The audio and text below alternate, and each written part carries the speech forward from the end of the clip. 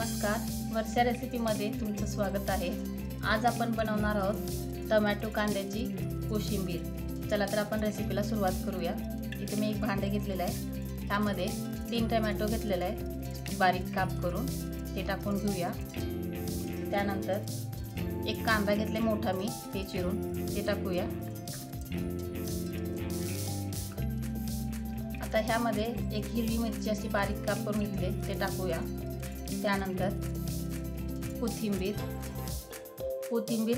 भरपूर घाला, कारण कोथिंबीरीमुळेच कोशिंबीरला छान टेस्ट येते। त्यानंतर एक छोटा अर्धा चमचा जिऱ्याची पूड टाकून घ्यायची। मला आवडत असेल तर टाका, तर नाही टाकलं तर चालेल।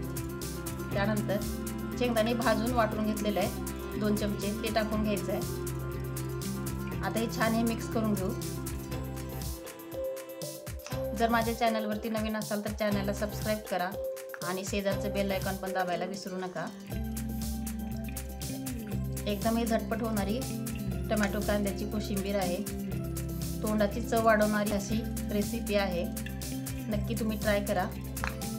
आणि उन्हाळ्यात शरीराला थंडावा देण्यासाठी ही खूप मस्त अशी कोशिंबीर तयार होते।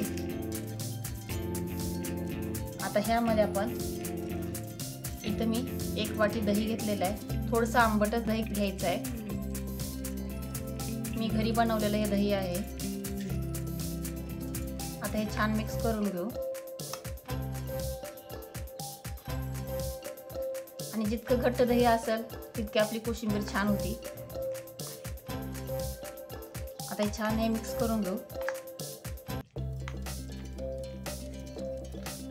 जर तुम्हाला शेंगदाण्याचा कूट आवडत नसेल तर नाही टाकले तर चालेल, पण शेंगदाण्याच्या कुटामुळे आपल्या कोशिंबीरला टेस्ट छान येते। इथे बघा छान आता मिक्स झालेला आहे। आता ह्यामध्ये आपण शेवटी मीठ टाकून घ्यायचं आहे।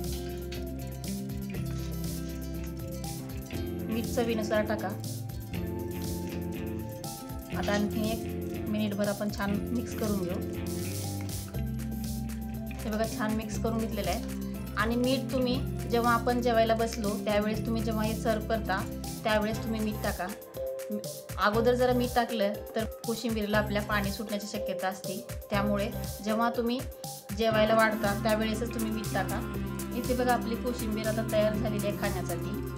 व्हिडिओ आवडल्यास लाईक करा, शेअर करा आणि चॅनलवरती जर नवीन असाल तर चॅनलला सबस्क्राईब करा। धन्यवाद।